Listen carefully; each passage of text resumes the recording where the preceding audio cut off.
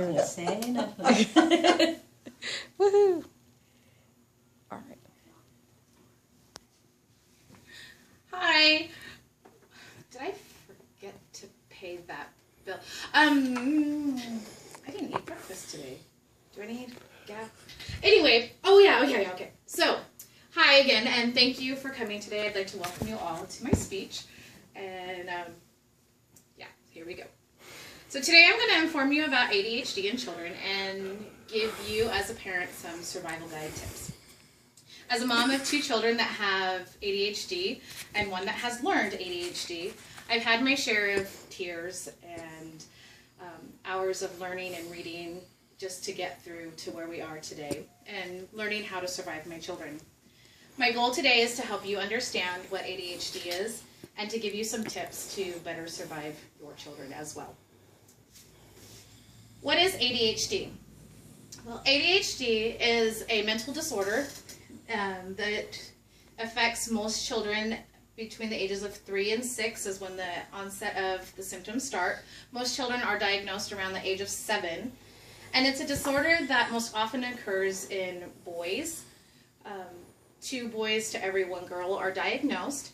And it's in the frontal lobe of the brain, and that's the part of the brain that is accountable for making decisions, paying attention, and that kind of stuff. So, as you can see, there's a difference in how it presents in boys and how it presents in girls. The boys are usually more impulsive and acting out. They're hyper, more like the running and jumping off of things. They do lack the attention and focus more than girls as well, and they're more physically aggressive than girls. Girls are more withdrawn. They have the low self-esteem and higher anxiety. They are very intelligent, but they can't do it academically and get it out on the paper more. They have more of the daydreaminess and the checking out syndrome than the boys do, and they're more verbally aggressive, or also known as the mean girls. There are 3 types of ADHD. There's type I, which is the inattentive, which are the daydreamers, your disorganized ones, the ones that seem to be careless or sloppy. They are also the ones that forget all the time. There's the type H, which is hyperactive, impulsive, and that pretty much says what it is. They're the ones that are revved up and on the go. They're the ones that are blurting out. They're in your face all the time. They're the ones that are non-compliant the most and oppositional as well. And then type C is combined.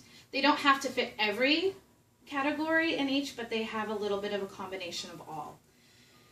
As I said, the boys are diagnosed 2 to 1 more than the girls, and 1 in every 20 children have been diagnosed with ADHD.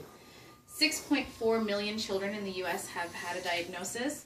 6.1% of them are on medication, and there is a 42% rise of diagnoses of ADHD in the last 8 years.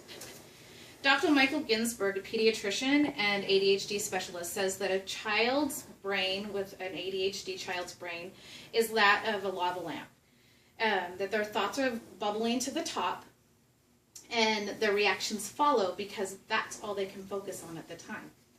So it made it really, the analogy helped me because with my own situation, Kyle would get really angry and attack his brothers, and then he would say, well, he did this so-and-so, and he hit me, and when he took this away, and I would say, but that was a week ago. And so the doctor, the pediatrician, explained to us that it's because it's still bubbling in their brain, it hasn't been dealt with, and so all of a sudden it just got to the top, and it was like, oh yeah, I'm mad about that. And then comes a reaction. Wow. So, with ADHD, one of the things that we want to do is we want to have communication. Communication is the most important thing, and we need to give clear instructions on clear rules and clear consequences. If you do not do this, this is what's going to happen. If you do this, this is what's going to happen. Keep them clear, concise, and consistent.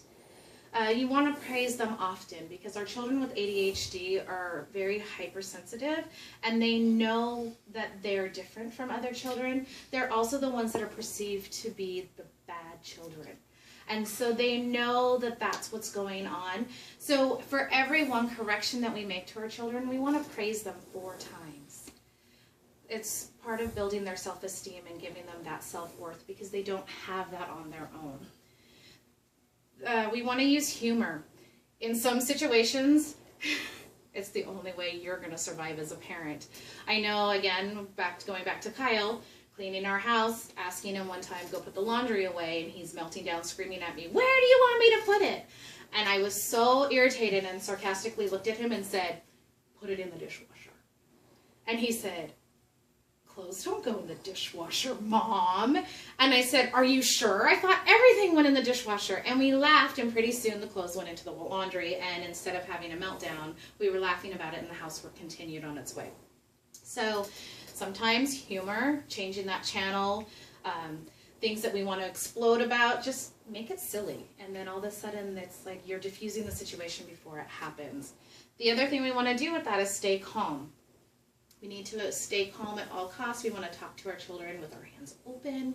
We want to keep our voices level. And sometimes that is next to impossible. But if we're showing them that we can control ourselves and that we're in our control, it's going to give them that control that they're looking for as well. The other thing we want to do is we want to invite them to talk candidly with us. Ask them, what's the worst thing that could happen if you tell me? It's not going to change how I feel about you. Because we want them to be able to talk to us about big things as well as the little things. We need to avoid hot button topics in words like stupid, crazy, lazy. Don't ever ask them, what were you thinking? Because they weren't.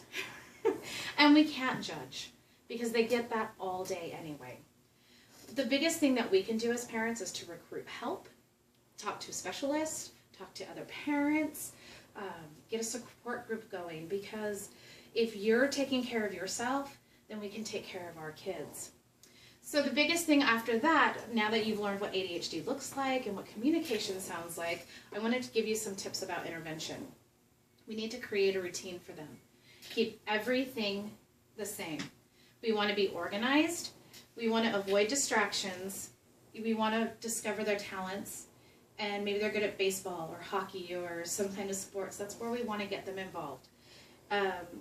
Medication and diets are very important. And of course, be good to yourself as a parent, because we've got the hardest job and we're doing the best that we can do. I also want to let you know that there is hope. The one thing that all of these people have in common is they are successful actors, musicians, and athletes. And they were all diagnosed as children with ADHD. So their parents survived, and so can we. And last, I want to leave you with this little tidbit. If the world gets too much for you and you feel the whole world is against you, go stand on your head. If you think you can do something crazier, do that. Thank you, by Harpo Marx. Hard to differentiate